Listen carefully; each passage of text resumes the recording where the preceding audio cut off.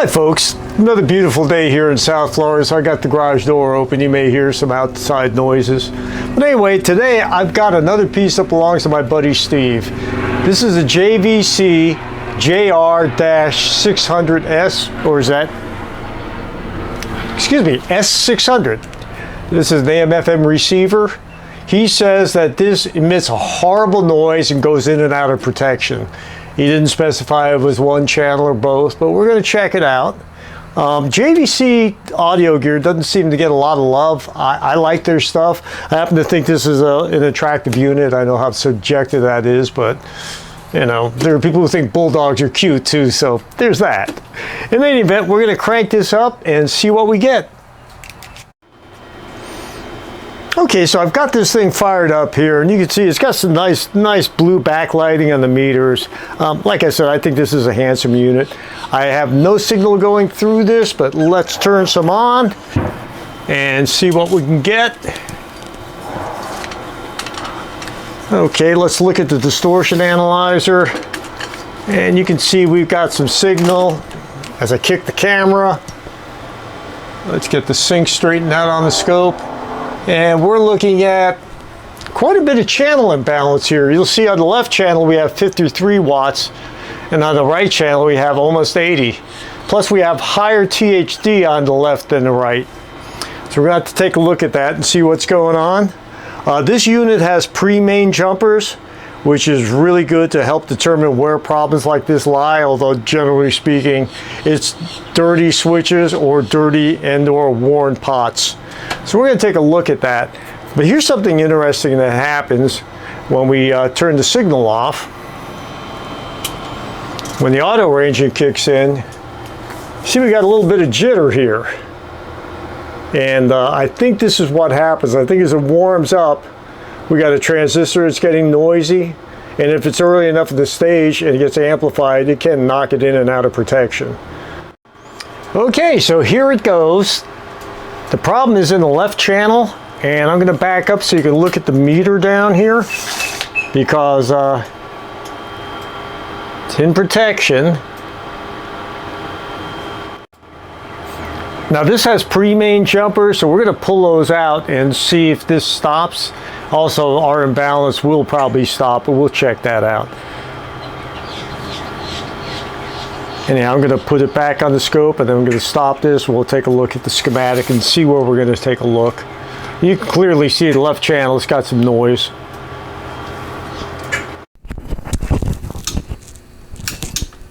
Okay, you can hear it clicking in and out of protection. You can see the meters just going nuts on the left-hand side. The problem is definitely in the left channel. Took me a while, I just let it warm up.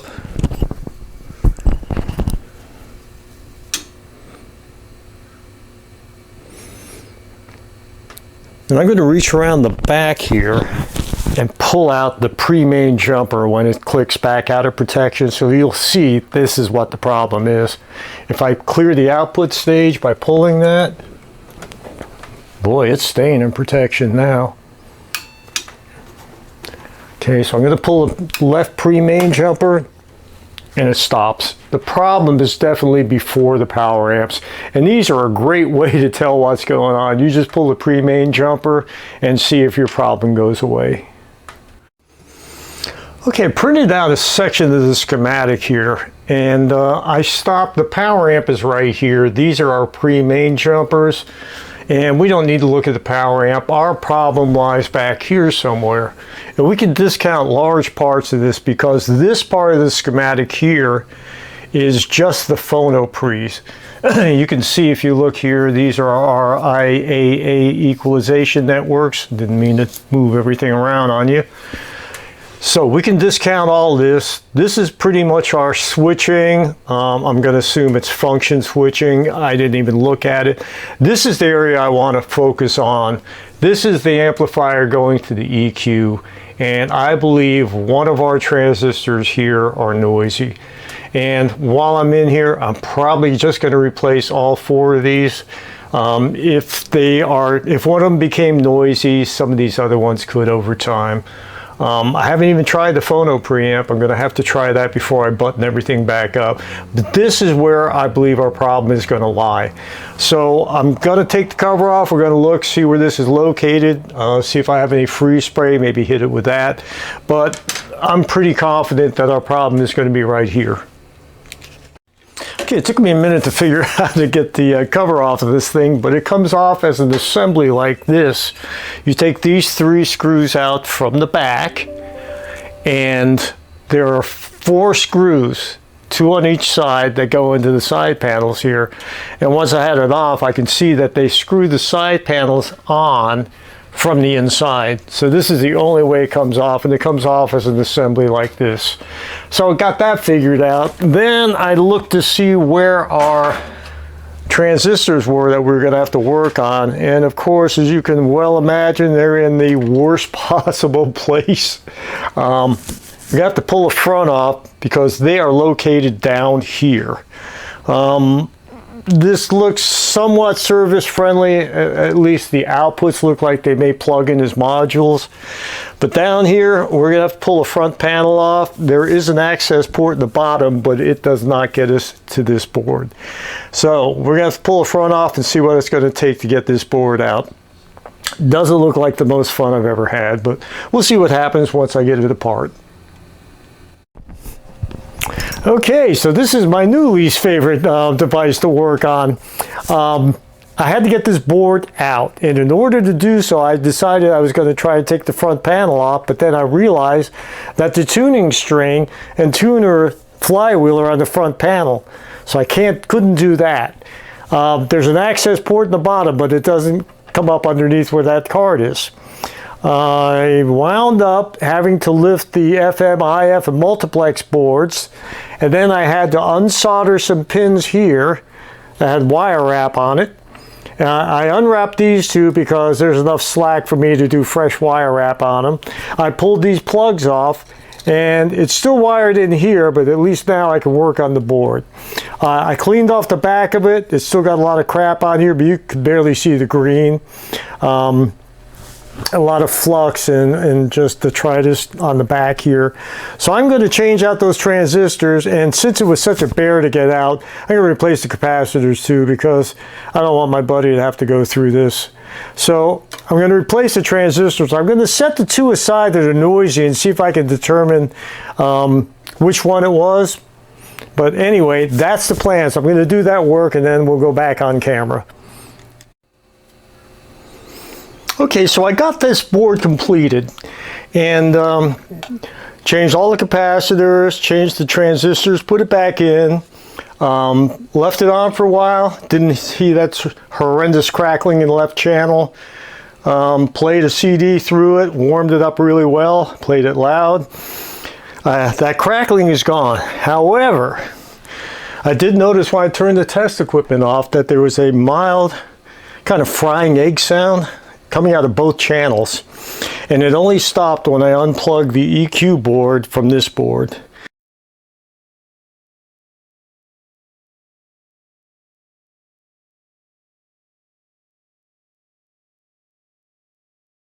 So I had to pull the EQ board out, which was not as bad as this board, but this is rapidly becoming my new least favorite thing to work on, because in order to get this out, I had to take out a screw and nut that was hanging down here that prevented the board from coming out. Other than that, it was just 2 screws, 1 on each side. Once I got that out, I was able to get the EQ assembly out. And this is when the real fun begins, because in order to get this printed circuit board off of this assembly, I have to unsolder every tab on every one of these sliders. This is going to be fairly laborious, and I may change out the caps while I'm in there. By the way, every cap I pulled out of here tested very good. They're all ELNAs. They were not subjected to any heat apparently, especially in the positions in this unit that they are, and there was nothing wrong with them. So again, I may or may not change those, but I'm going to change all these transistors out. These are the same NPNs that were on this board, and I think they're just getting noisy with age. Okay, so I got the board separated, as you can see, and there were quite a few pins that had to be unsoldered here. I'm not going to count them. It's depressing enough just thinking about it. But thankfully, the Hakko gun made this pretty short job. Some of the tabs, of course, are bent over to hold everything in place. I had to bend those back. I was able to use the gun to do that. And I went in here and I replaced all these transistors, and even though I'm sure the capacitors were still good, I was here, I decided to do it. The old transistors were a lot harder to get out than I thought they should have been, and then I realized this is a double-sided board. You don't see a lot of these in older equipment. I'm not sure there are any others in here, but it made it a bit of a bear and had to use the old trick of adding some fresh solder to it, which made them come out a lot easier. So I'm going to reassemble this, reinstall it, and I believe that's going to clear our problem. Well, one thing I want to mention here is when I took this apart, or before I took it apart, I made sure to mark the board because I don't think it's possible to put it together wrong. But if it is, I will find a way to do that. So I made a black mark here. I made some black marks here so I know this is the way the board goes. Okay, so I've got this thing all put back together. I am going to check it out, make sure I didn't miss anything, but I'm pretty sure I got all the solder joints. These little tangs take a lot more heat than the lead of a transistor, so you have to put the iron there a little longer. But this is why it's so important to have a nice temperature controlled station like the Hakko. They're really reasonably priced. If you're going to do this kind of work, you really need to invest in decent soldering tools, or else you'll tear up these boards, and you don't want to do that. So anyhow, I'm going to check this one more time, and then we're going to put it back in and see if that cleared up our noise. Okay, I did find what the problem was, and it was not the EQ board.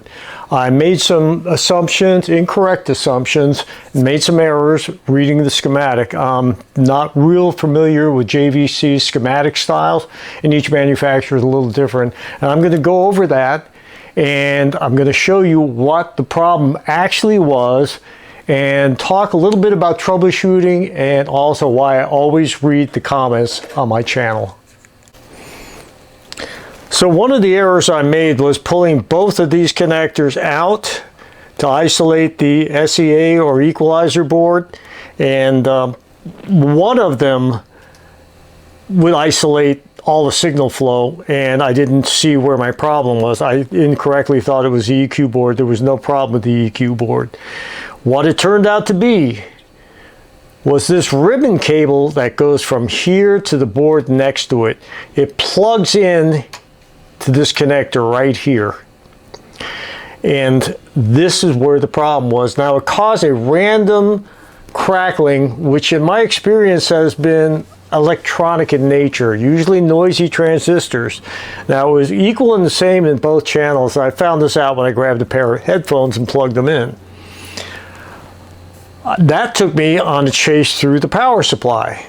And I'm going to talk again about troubleshooting and red herrings and blind alleys. But in any event, reading the comments on my channel helped me understand what the problem was, because, as I said, I didn't understand how JVC laid out their schematics, but this connector right here connects the board next to it, and the signal comes into the board here. And I'll show you on the schematic why that was not readily apparent. But the comment I read that really cleared up a lot of things is, if you recall, my last video was on a Macintosh, and the problem was that the IC socket had gotten corroded or developed bad connection over time. And one of the comments I read was from a gentleman who goes by Scrappy757 something, I believe. I don't recall the digits. But he sent me an email, and thankfully his mom didn't name him Scrappy. His name's Dave. But anyway, Dave explained to me that terminal fretting is the phenomenon, and he sent me to a website from a company called Nye Lubricants, NYE. And I read about terminal fretting, and what happens is, over time, virtually any connection will have micro movements. It could be vibration, it could be heating, cooling cycles. But every time this happens, you begin to get pits in the metal, or corrosion will develop. And a connection which we think is a good solid connection, one thing plugged into another, over time can fail. And thinking about it, I don't think I've ever seen a single type of connection that was not prone to some kind of failure. We've seen solder joints fail. I've seen connectors fail like this. I've seen IC sockets. What threw me about this one was the symptoms I got. So I'm going to put the schematic up here and I'll show you how I got thrown astray there. Have a brief discussion about troubleshooting after that, and then we're going to sign this one off. But the noise has cleared. What I did was I pulled this jumper out of both sides, put some deoxit down there and scrubbed them really well. And the noise is completely gone. I was frankly kind of shocked. But anyhow, I'm going to put the schematic up here and I'll show you how I got it thrown off there. This is the page of the schematic I was working from. As you can see here, these are our pre-main jumpers. This board is referred to as TAC 406. And I mistakenly believed that this was the entirety of board TAC 406. However, if you look here, you'll also see TAC 406 here.